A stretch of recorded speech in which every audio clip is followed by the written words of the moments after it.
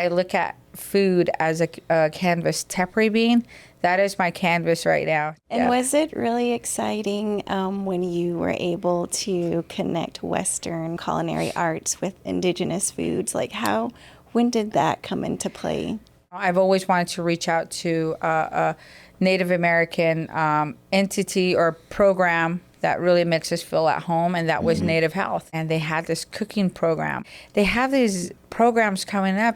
Oh, we have a indigenous garden. Oh, you're going to grow blue corn and you're going to grow this and that. Oh, okay, I can grow blue corn, right? They gave us this 80-foot row and said, this is for your family. I'm like, I don't remember how to grow corn. Yeah. We used to do it when we were younger. I was in like 101 heat wave, and I'm over here hustling my child down the and over here digging. I'm like, please grow something, right? There's plenty of people there to show us, and it started from there.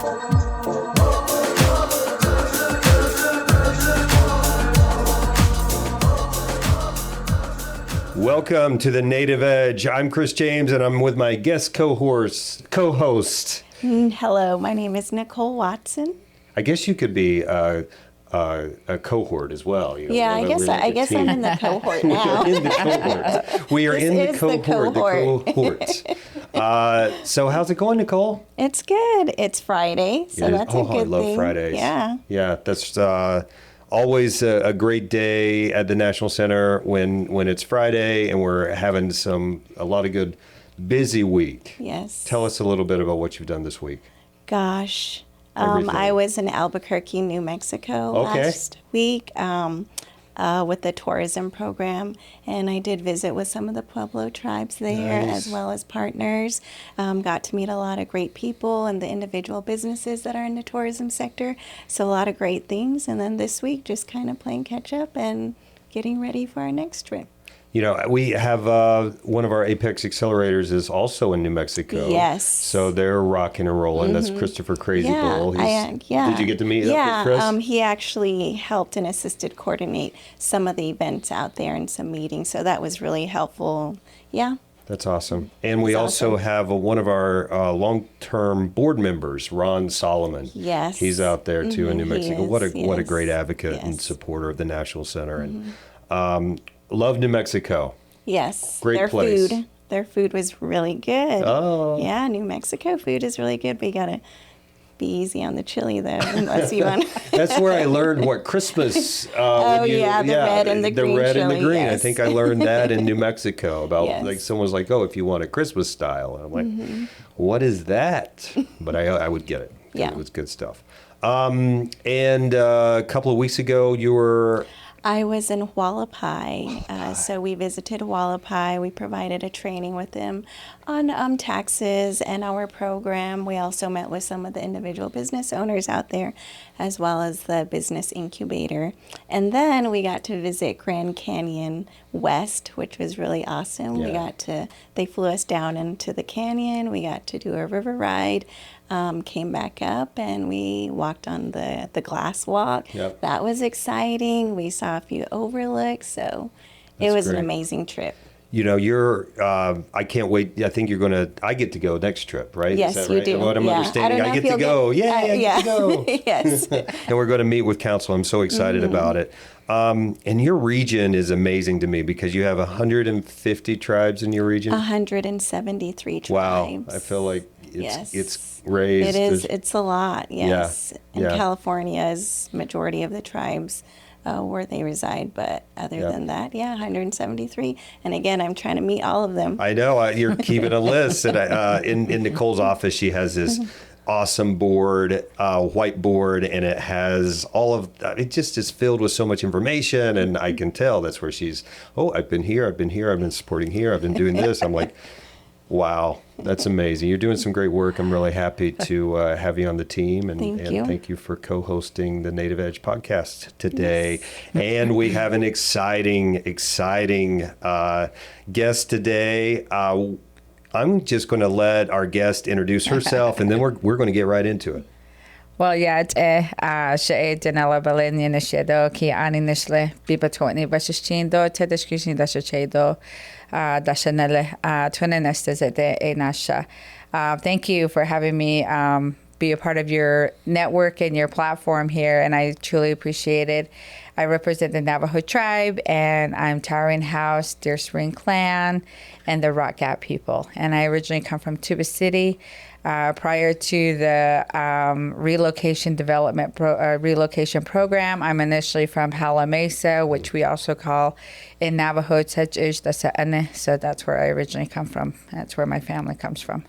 So thank you. Well, Awesome. very nice. And I'm so happy that you're here today because you're talking about one of my favorite subjects, and that's food. We're going to be talking, we haven't had a food actual podcast. We have several chefs in our network, and now we're friends. So now you're in our network, and I'm really excited about it. So, Denella, tell us just how did you get started? What was, we love to start at the beginning. So how did you get into your business? How did you start even getting into developing menus and food and everything? Yeah, well, my mom has always been in the food business, if you will. I can recall years at a very young age selling her breakfast burritos to the local employees at the hospital, and that dollar exchange for the burrito was probably the best highlight thing that we used to have in our hands. And then it's always been about food in her house. I can recall our job was dishes and washing all the ice chests and making sure they're stored away. I never really got to cook, though. I never dived into the cooking aspect with my mom. That was her role. That was her job. That was everything. And we just kept the cleanliness. And so when I got a little older, I honestly didn't know what I wanted to do after high school. My image was a little bit unfortunate out of high school, so I just had to find where I wanted to be. And of course, walking away from the reservation right out of just being an adult and taking on those full responsibilities, and of course being a young parent at that time, I had to learn how to navigate the real world, a job and survival skills in the outskirts of the reservation. So that was a pretty challenging moment. But I entered the field of hospitality, and I became a banquet server, and I just kind of learned how to offer the best hospitality you can, I guess. And this is at Little America, and I observed the kitchen very much because that's what I did back home. And I've seen the amount of food, the style, the flavors, and the tenacity that chefs carry, and the dedication, the love, and it was really interesting. And there's this one particular person I always saw every day, and I was like, what does she do? Everybody seems to not want to say nothing to her. Right. It's almost like bowing down to her and saying, here you go, this is we have all your prep done, you're good. And there was just this aura around her that I really appreciated. Yeah. And I talked to the food and beverage director. I said, what does she do? And he's like, I'll show you. You can come over to my office and I'll show you where she works. And we took a trip there, and it's amazing because she has this space all to herself, and right behind her is her chefs that help execute her menu. I think one thing that was really intriguing to me was the design of the menu. So she was the chef. She was the chef for the fine dining. Okay, she was the main person. She was the chef de cuisine. I don't know her title. That's why no one wanted to talk with her. Yeah, I was the boss. She was the top chef. It was a boss image that she had. And she's probably intimidating too. I mean, your imagery is making me like, gosh, this is intimidating. Yeah. But it was really awesome for me to see because she made that image so perfectly reachable for me, meaning that I want to do that. That's kind of the first time I connected myself to something, but I didn't know where to go. Like I said, I'm coming right off the reservation. My knowledge of what the world offers out there is very limited. And I could only see Le Cordon Bleu on her jacket. I didn't even know how to say it. I just saw the words and I wrote it down, and I Googled it or whatever, and I enrolled myself, not knowing what I'm going to cross path. And, oh, congratulations, you're going to be attending the school. That's okay, awesome. I packed my kids in my little house and went to Scottsdale. Okay, And so you'll have to So explain a little bit. Well, I want to back up just a little bit more. Because you've given us so many great images. I have to go all the way. We got to go all the way back to the beginning because I like it. But one of the images that I just love and I have in my head, and maybe, I don't know, Nicole, if you thought of this too, but my mother was also, she, like when you were describing being with your mother and cooking, both my parents were cooks and in the restaurant business, but just that I would love being home and watching my mother cook. Yeah. Unfortunately, I probably should have done more dishes than I did. And my grandmother too. I mean, it was all generational of just really great cooks in my family. Right. And I think just you almost have to learn. And you told us earlier your daughter's learning how to cook. My kids are learning how to cook. It's like, I think it's so important to have those visualizations and that feeling of that connection to food through family. And that is so important to me. Yeah, and it was the same for my grandmother too and my mom growing up, And now, like today, I still say, my mom, she has the best rye bread, or my grandma, she made biscuits the best for mine, Southern biscuits. So I feel like our maternal side, they end up being one of our biggest inspirations doing, what we're doing today. So I grew up. So I mean, my mom's cooking's the best. I've never crossed path her, and I've always given her the right of way. Yes. Unfortunately, she's aging, so she's really like, okay, I can't cook for you guys. But during the time when I used to be around her food, it was just always what we always needed as a family. Yeah. But I do recall my grandmother also being a part of the kitchen, but more she would take us out to the outside of the house and pick apricots and help pick some corn or make blue corn mush. Or we'll share a prairie dog together, and she'll show me how to enjoy it at a very young age. Yeah. And so they've always introduced me to certain foods. But my mom always mentioned to me too is, Denella, you're technically the third generation who is selling food, meaning that her mom did it too. Yeah. And not only was her mom sold food, but she was actually one of the successful entrepreneurs within the small little community they lived in. It's funny. I mean, I'm not always proud to say, but she was the first bootlegger.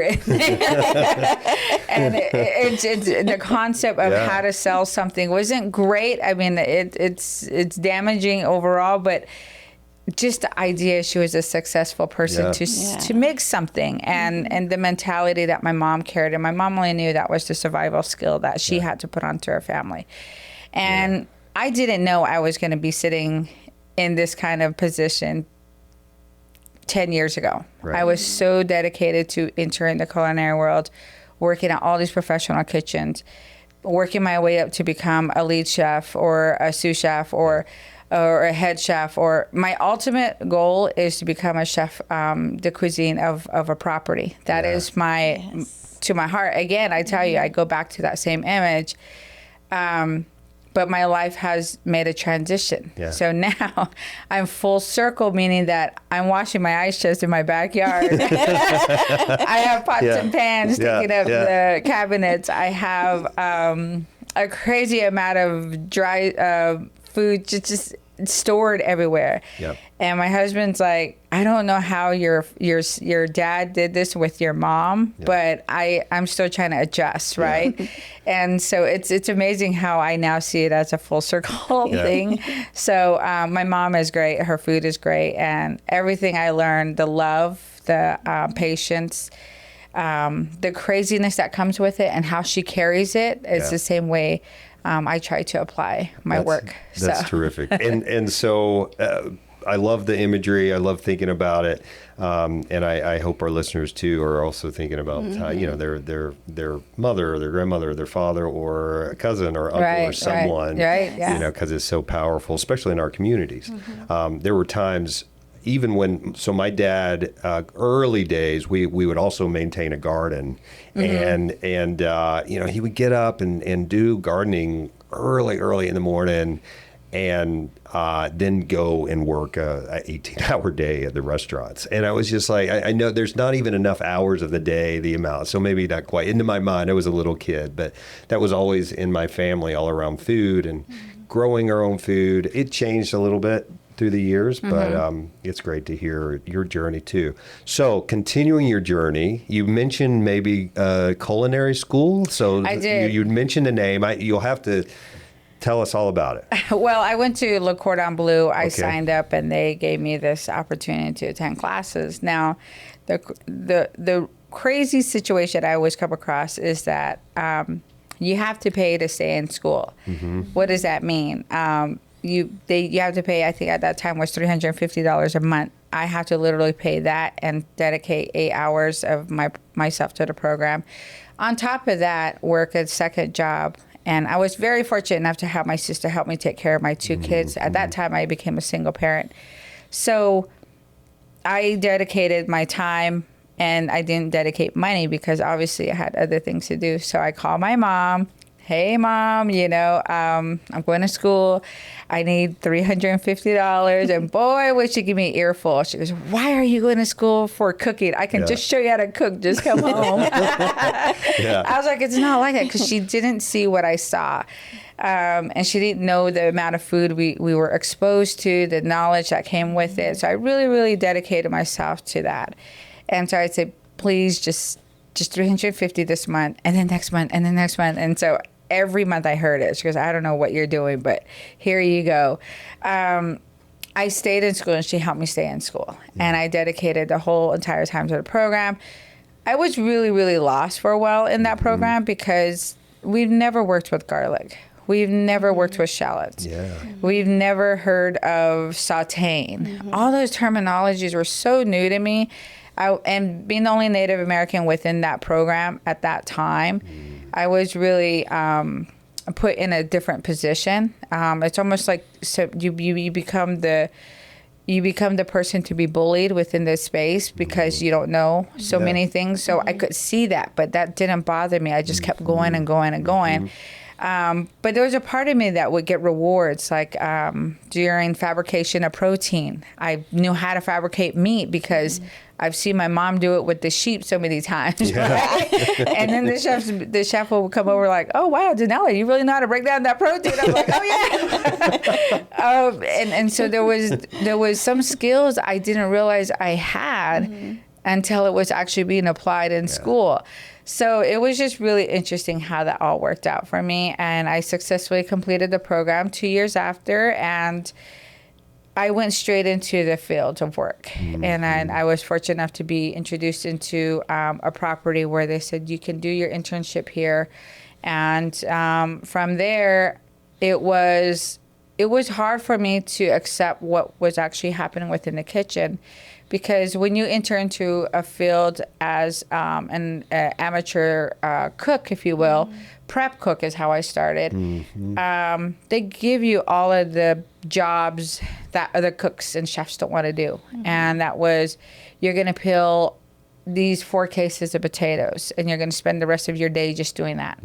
You're going to cut all these romaine lettuce, and you're going to wash them and make sure they're clean. And so I did it, and I did it. I didn't complain, because being Navajo or any Native American background, you don't complain. You do the work. We're naturally hard workers, if you will. So I did the work. I did the work over and over and over, and that taught me to not say nothing, but just do the work. Right? There has to be something after all this work. There has to be something after.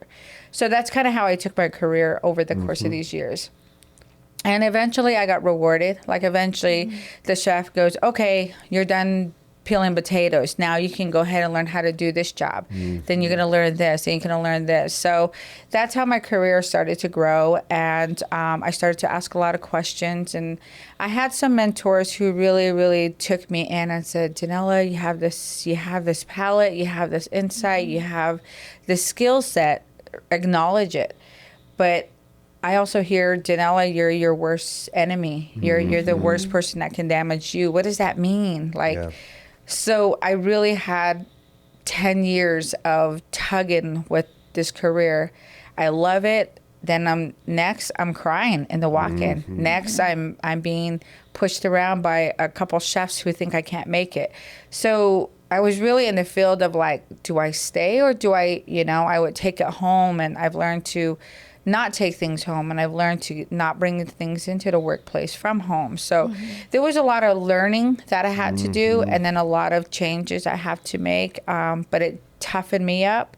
But I also was broken many times in the kitchen. So it's not an easy track, if you will. And it takes perseverance, because It does, yes.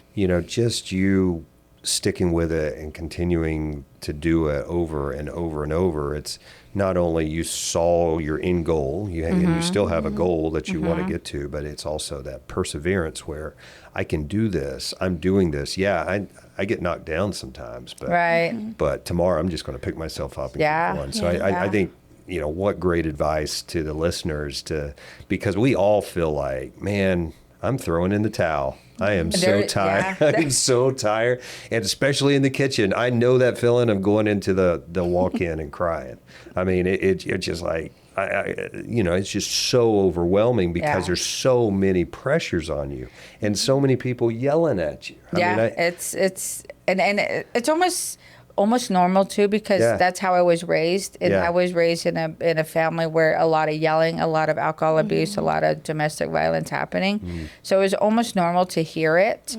But at the same time, I've never told myself I don't want to hear it no more. Until I got older, I realized I have control of what I want to hear and what I don't want to be a part of. And so that control allowed me to kind of step away and be like, okay, I got to leave this space, and I got to think other places, and also value. I started to learn how much I'm valued.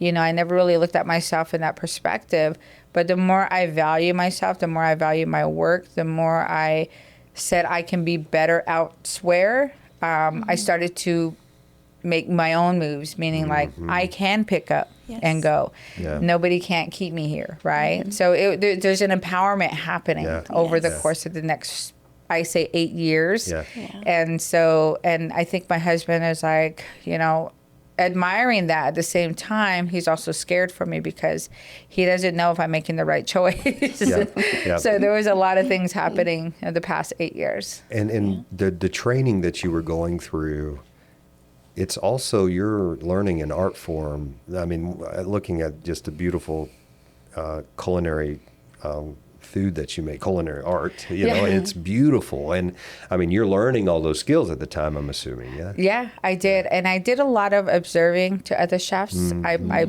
asked a lot of questions, and I worked in some of the casinos here in the Valley. I've worked in some of the hotels, and I'm doing my work, but at the same time, my mind is to fine-tune a menu. My mind is to be in that fine dining aspect atmosphere, and to really pay attention to what you're putting on plate and how to take care of it the minute it reaches you and it reaches the guests.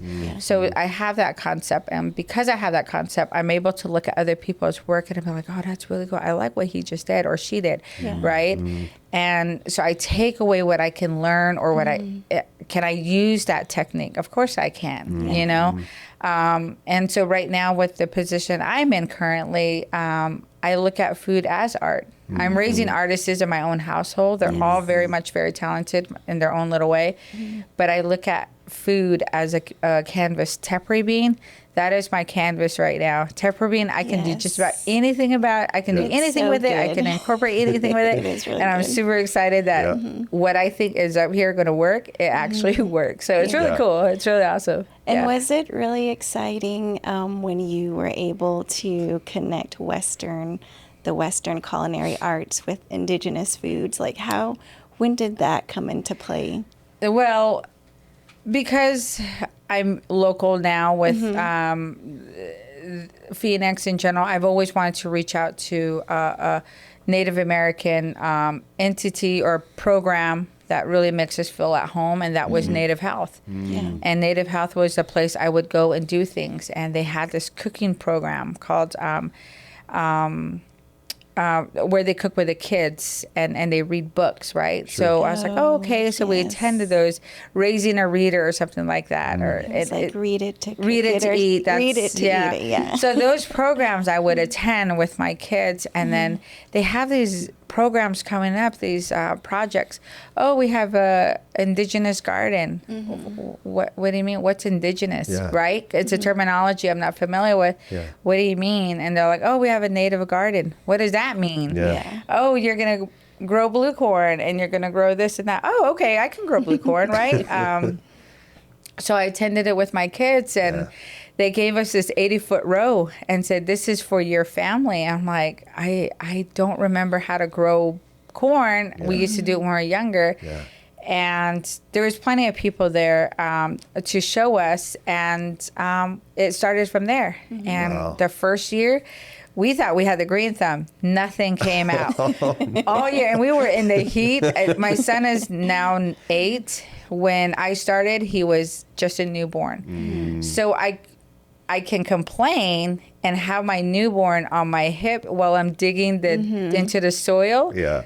Or I don't complain and tell myself that my ancestors, my grandparents, they've done it. Yes. So they can't complain. So you can't complain. I don't know about the heat, but I was in like 101 heat wave, and I'm over here hustling my child down the and over here digging. I'm like, please grow something, right? That was my second year, or my first year. Nothing came out. I was really, really discouraged. And the lead gardener, she goes, "Don't worry. You're taking care of your row. Something will come out." The next season, I kind of got a little personal, and I dropped all these seeds, beets, carrots, cabbage, broccoli. Oh my gosh, I had so much beets, so much carrots, so much broccoli, just growing like crazy. And I was super excited. Yeah. And the lead gardener goes, well, I think you kind of put too much seed. And so I grabbed so many the vegetables, I didn't know what to do with it. Yeah. And I would take them home, and my husband goes, you realize we'd never really had beets in our household. I said, I know, but I can't just throw it away. I put a lot of work in this.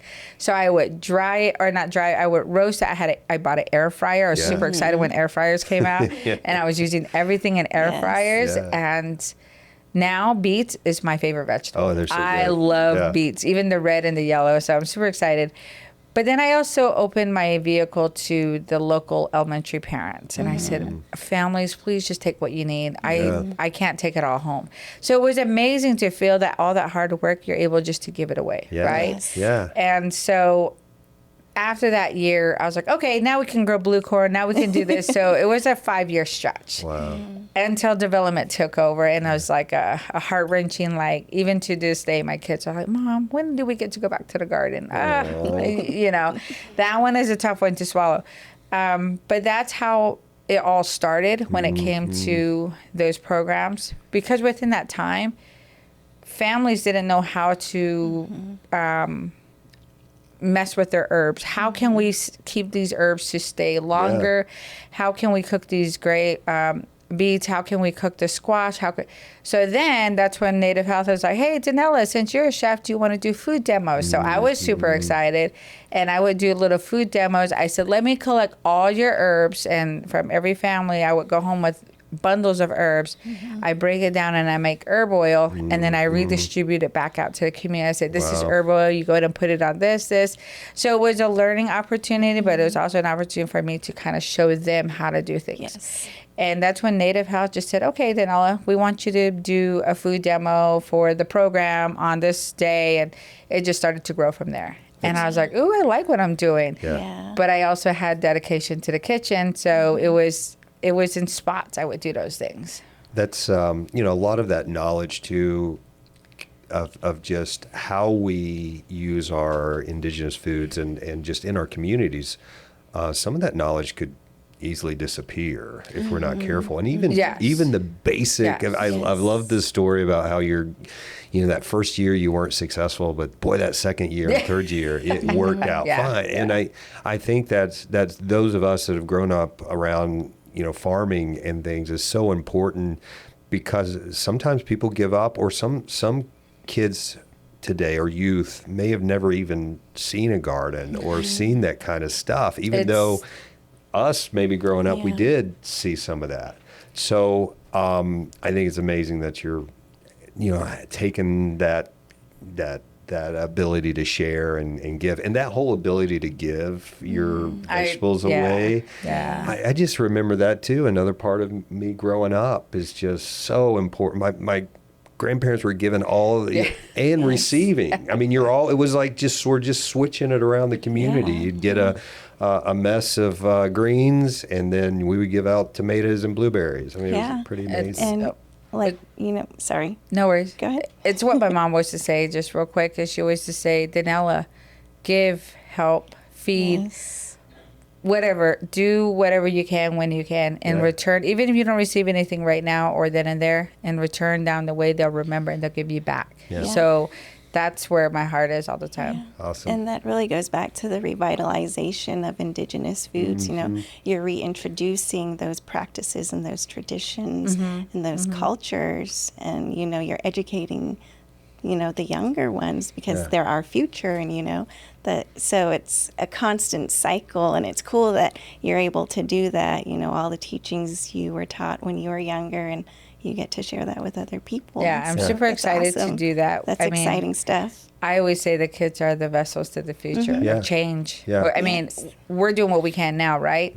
Our parents did what they can in their generation. Now we have an opportunity to do that for the younger generation now, because in 10, 20 years, they're going to do much better than we have done. Yes, And it just absolutely. keeps going and going and going. And so I'm super excited to always be a part of any kind of kid event when it comes to cooking, or just be. I mean, last night we attended a Creighton Middle School, and we planted sunflowers, right?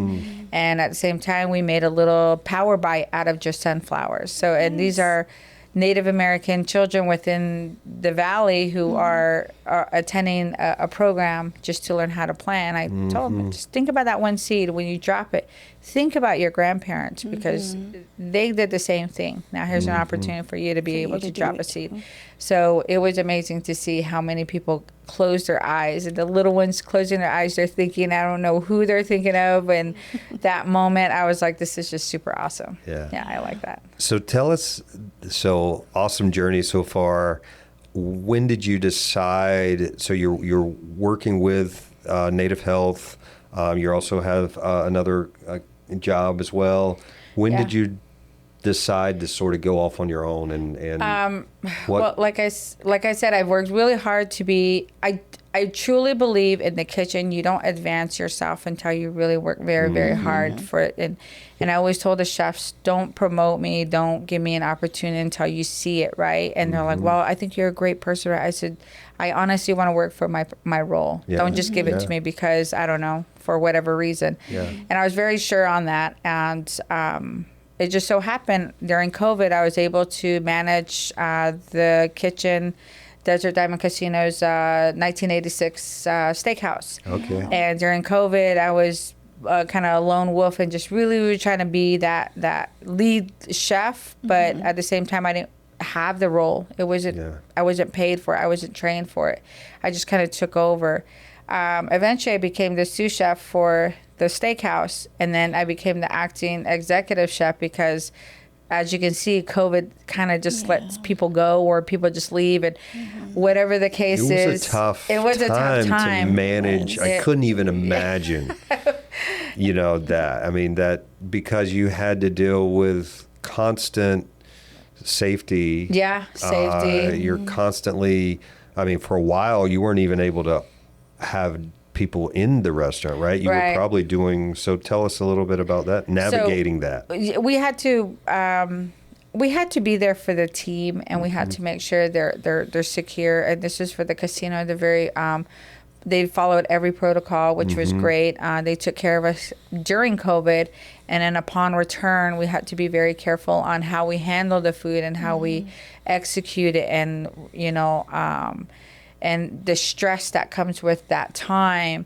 And so people are still getting sick, and we have to manage around that. So it was a really hard time for me to say, I'm your lead chef and we can get through this, right? And one of the things was, because the executive chef was just so busy with all the other outlets, he really left the property to myself, and I really embraced it. And he would come in and just give me a few tips on how to improve the menu and what they're looking for. And that's where I really stepped out of my zone. I said, "Ooh, I'm going to do this, I'm going to do that," and they supported that. And after a year and a half of doing that, I pretty much reached a peak where I'm like, I'm good, I'm comfortable. The chefs are very appreciative of my work.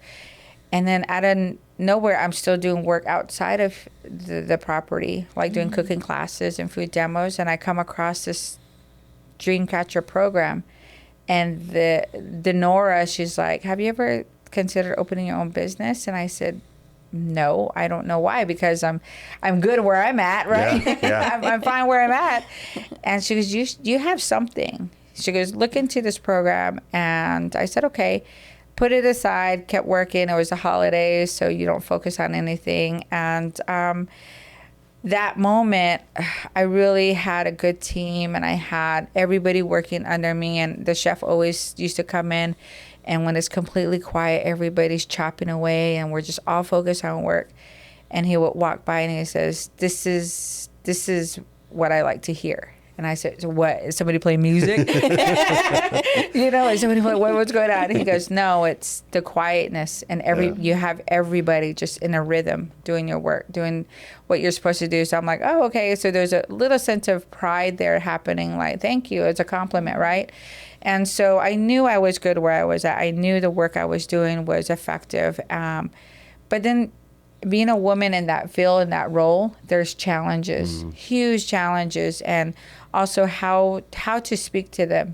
That is something that I'm always learning, and that's something I'm always trying to change as a person. But Native American, we women, we come off strong. Yes. We come off tough and sometimes direct, and sometimes it's taken differently. So that was another challenge I was coming across. I'm like, how do I put my nice voice in there when I'm not trying so hard, right? And I, like I said, I came from a very tough role in my family. My mom says, when I'm not feeling well, when I'm sick, or the kids need, or my kids or your sister or siblings need help, you're the next person that has to help them. So there's a lot of weight put on me. So I'm always trying to balance that as well. But I kind of put the DreamCatcher program aside, and then it kept coming up. So then I filled out the paperwork, and they're like, oh, congratulations, you're going to be a part of the DreamCatcher program for 1 week. And I'm like, 1 week? How do I get off from 1 week? So I begged the executive chef, please, chef, just give me 1 week. This is just for me. It's a vacation, but I'll be like down the street. All hell breaks loose. Just call me, okay? So he did. He's like, okay, Denella, I'm going to give you 1 week to yourself. Do whatever you need to do. And I attended the program. And this is a program through ASU? This is a program through ASU. It is the Global Management, Thunderbird Global Management Program. And it was a 1 week. They had 40 women who are in the field of entrepreneurship. They're either already in business, or they have an idea, or they have the very basic information to get a business going. I'm an idea, so everybody's different. I'm over here like, I have an idea, right? And that's why I'm here. And I attended that for 1 week, and it was so intense. They just really just pour everything. It's like they just open your mouth and they just keep pouring information, and you're like, oh, like this is a lot, right? But it was such an effective thing, and I walked away like so happy. I'm like, ooh, I did this, and I don't know how I'm going to use it. I don't think I'm ever going to use it. I'm going to go back to my kitchen and keep hustling like I normally do. But then, like they say, things are put in your space for a reason. And I didn't notice that until a month into my work. Things started to kind of get wobbly. And I'm like, oh, what's going on? I thought I was really doing good. And I think that's when that space gets interrupted by something better, right? And my husband's like, Denella, I think you reached your peak. I think you've reached everything you need to do for this property. I think you need to think elsewhere. And it was hard. It was super hard, because now I'm thinking like, what do you mean by that, right? I really enjoy my job.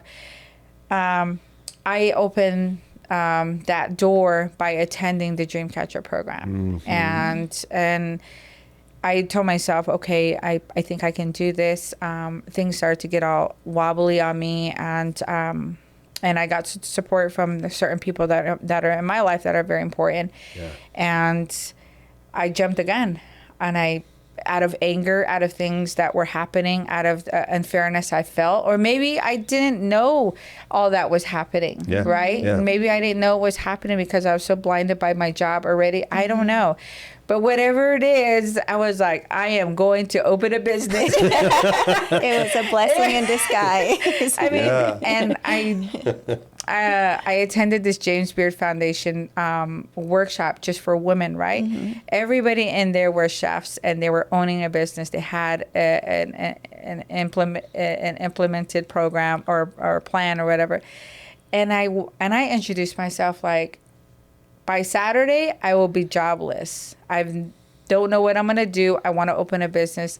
I had so much support in that room. Everybody was clapping for me. And I'm like, I don't even know you guys. You guys are over here just cheering me on for walking away from a very nice position. But they understood what it is, what they're going to value as an entrepreneur. And I had no idea. And I walked away.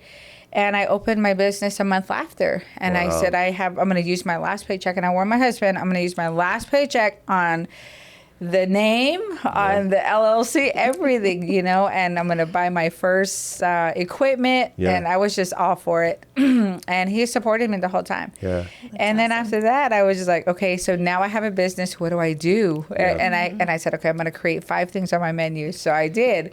Where do I sell it? Not knowing you need a commercial kitchen, not knowing you need all these things to be in place. And the only place I could think to sell food was at Burrito Lane at the Phoenix. Oh, yeah. In Bean Hospital. Yes. So I took my blue corn parfait. I was super excited. I made like 100 pieces. I don't know. I made 100 parfaits. And I was super excited. I said, they all got ice. It's super, super sticking hot. And I put my little sign up and I said, parfait, $5. I'm like, I should come up with about this money, right? I only sold 1 parfait the whole day.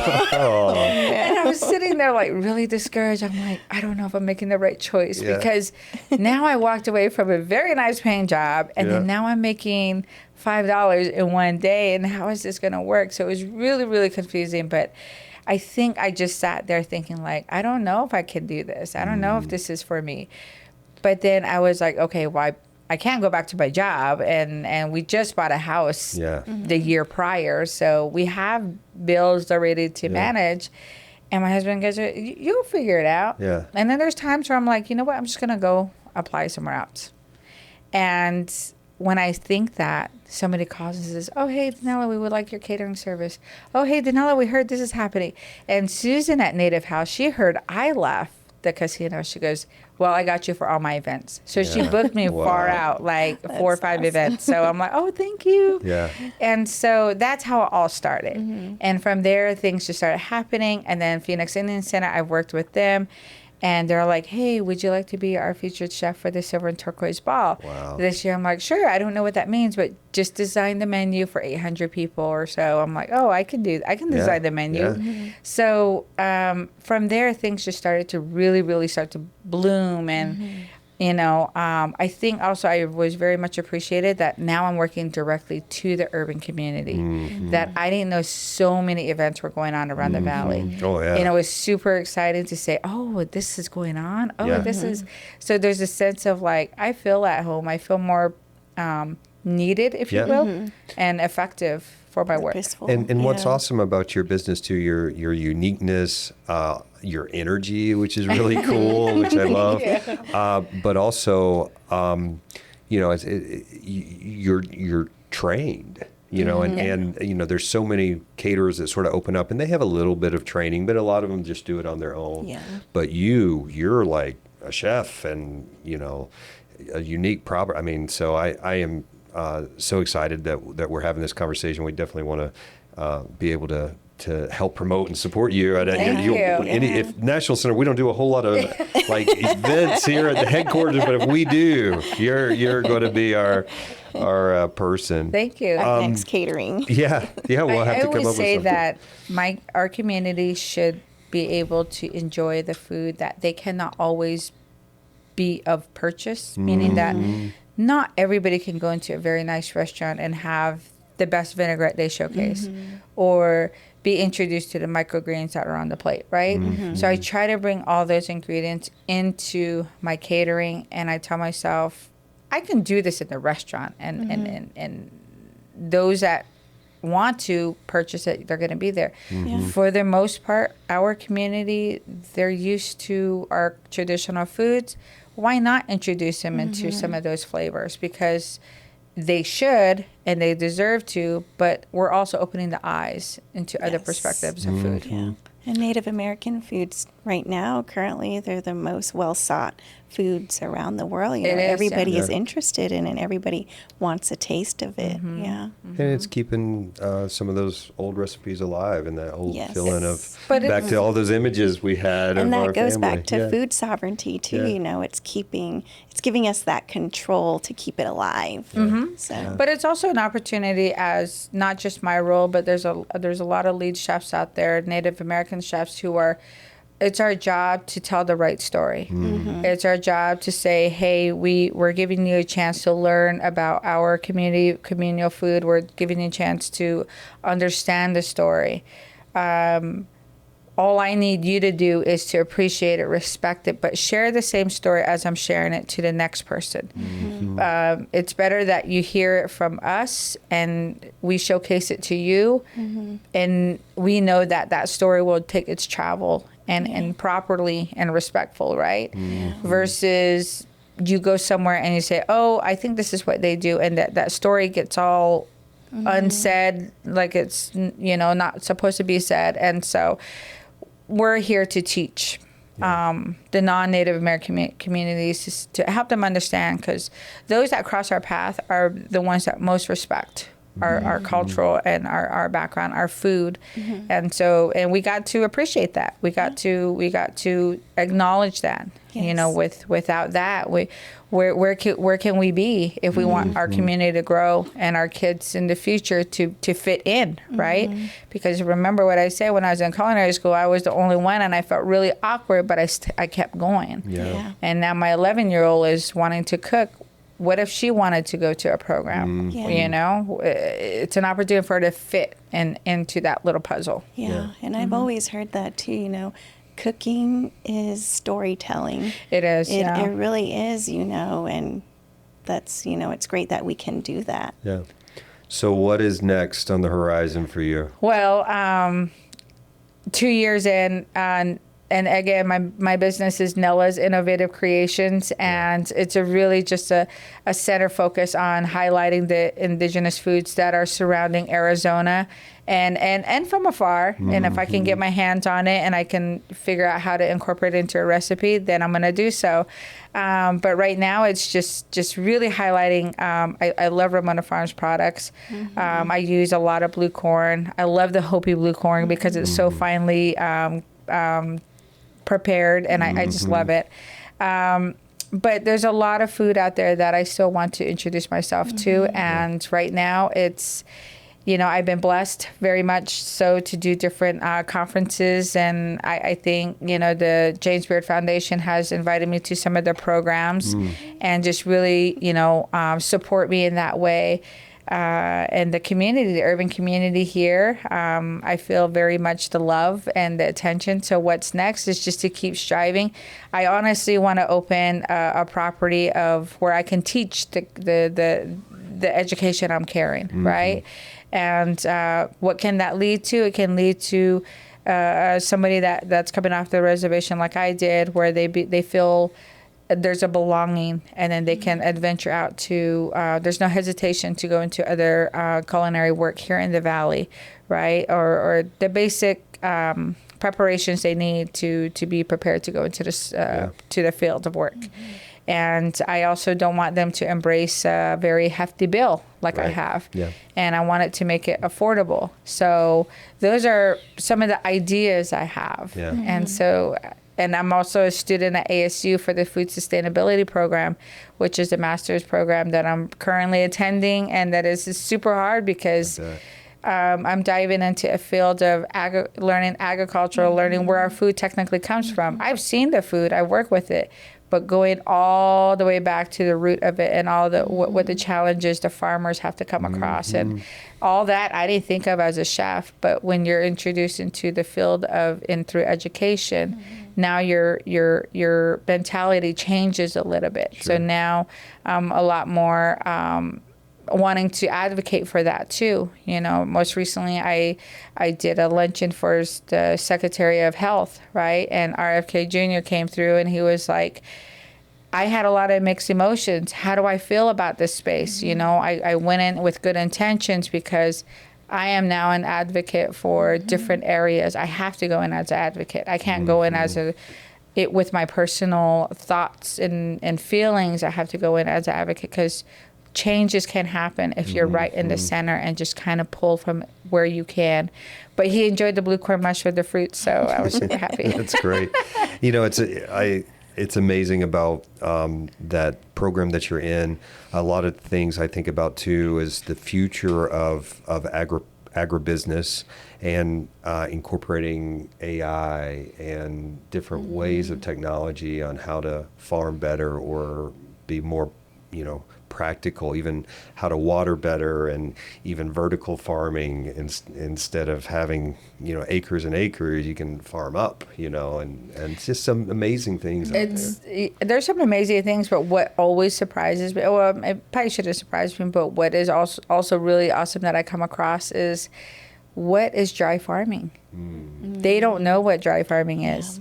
And we know what dry farming is. Arizona knows what dry farming I mean, the reservation does it all the time. And I just did a private dinner for a client of mine's, and I talked about how blue corn and hominy and all the corn that I featured that day, they're coming from the process of dry farming. And the gentleman's like, I don't even know what that means. And then I gave him an insight. And they're in Arizona. It's happening for generations. Yeah. It's just now a lot of farmers are relying on indigenous practices. And they have a future to improve through AI and all that. But for the most part, they're relying on indigenous practices. So I'm super excited that, you know, they're acknowledging that part. Yeah, it's so important to my family too. We like to know where our food comes from. And, you know, I think it's for all of our communities. It just, we have so much processed food, and, you know, there's so many food deserts throughout the United States. So, you know, hearing, you know, what you're working on is pretty enlightening to me, and I really appreciate the knowledge shared today. So thank you so much. Thank you. So I do want to talk a little bit, you've talked a lot about your support network. And so we talk sometimes about life-work balance a lot. A lot of through your story, which has been thank you for sharing so much. What a great story. But you talk about your supporter, your husband, who's helping, you know, sort of just as a cheerleader, I guess, in a way. I mean, you know, and I think that's amazing. Talk a little bit more about, you know, having someone cheering you on, and just tell us a little bit more about that. Yeah, I mean, my support system is great. My husband's the ultimate supporter in everything I do. And he's always been like that for years and years. I'm very fortunate, and my kids are very much supportive, and especially my little ones, and they're they don't know the level of things I'm doing, but when I take them to an event and they get oh, your mom does this, your mom's food is this, and they look at me like, oh, wow, did they try your food? And I'm like, yeah. So I have a large support system, meaning that my sister can support me, my parents. Being the first generation in your family to be an entrepreneur, to be a college graduate, to invest and be home owners, and those roles are not taken lightly, and they're also very hard to reach when you're a Native American individual. So showcasing the dedication and the growth in life, but it comes with a lot of I need to reach out to you guys to help me, right? I need this, and so there's times where I break, and they see me break, and they're very careful not to push my own buttons, but they're also very like I said, my husband's my main support. He's like, I'll take care of you if you just let me know where or how. And so he showed me patience. When I grew up, I didn't have patience. I had this image of people yelling in the household and drinking. And I had this image of us stuck in the room and waiting for us to go out when it's safe, right? And my husband has this image of being on the reservation and herding sheep and learning the life skills of the reservation. So we obviously lived two separate lives, but that's where he hasn't been able to come in and say, listen, let's do it this way. So in our household, we raised our kids to where there's no domestic violence. So there's no people yelling at each other and making it unsafe, and alcohol is not limited in the household. And so we made a lot of rules to adjust our lifestyle for our kids, and the outcome is we see our kids are very much talented, and they're showing us how to be better parents, if you will. And so with that support, that's who I rely on for the most part. And my mom is, me and her support each other a lot, and I'll break it down. She says, you're okay, it's okay. And in Navajo, she says, on in town, show. So it's, you have to do it yourself, daughter, is kind of what she says. So it's true. So my support system's great, but I'm also the sibling out of the family that carries a lot of weight. Oh, yeah. So I'm very strong, but I'm also very weak, meaning that I do more crying to be strong. Do you know what I mean? Yeah. So it's a tough pull, but then at the same time, I'm very, very thankful that my mom has given me this role, because she's our matriarch, right? Eventually, I have to be that. Eventually, I have to I currently carry my grandmother's paraphernalia from our Native American church ceremonies. So when I don't feel centered, I have the capabilities to set out my paraphernalia. I have the capabilities to do my own prayers in my own way. I have the capabilities to sing my own songs, and I have the capabilities to pray upon my own family. So I have that. I never went away with it. It's just that I know how to build my own strength. I know how to roll mountain smoke and say my own prayers and cry so hard to ask for that center again. So I know those things, but then again, you also have to have this extra support. So I'm truly blessed to have that. Well, it's amazing too. You're a supporter, and that's great advice too, because so many times just in our regular lives, we're the supporter and we're the ones sort of carrying everything. But also, we all need to have a support network to help us along the way. And, it's so inspiring to listen to your story. Thank you so much for sharing. Thank you. Tell us how, if someone wants to get in touch with you, can you give your website? Where do we find you? My website is nellasinnovativecreations.com, and I have a few items up there. And I'm also there's a recipe. There is a section for recipe. I'm working on a recipe series, it's like a magazine, I think. I like cookbooks, but at the same time, it tends to be a lot. So I just kind of say, I'm working with Edible Phoenix right now and saying, like, listen, can we just do like a few pages of recipes and we can just hand them out? Yeah. It's just like, yeah, we can do that. So I'm kind of one of those just cut to the chase kind of thing, right? And so you can find me on Instagram at Nella's Kreations with it. I always have to say with a K, because Nella's Kreations with a K. But I have a website. I'm on social media for the most part. Great. Yeah. And a great documentary on YouTube as well, talking a little bit about your path. So check out Nella's Kreations with a K.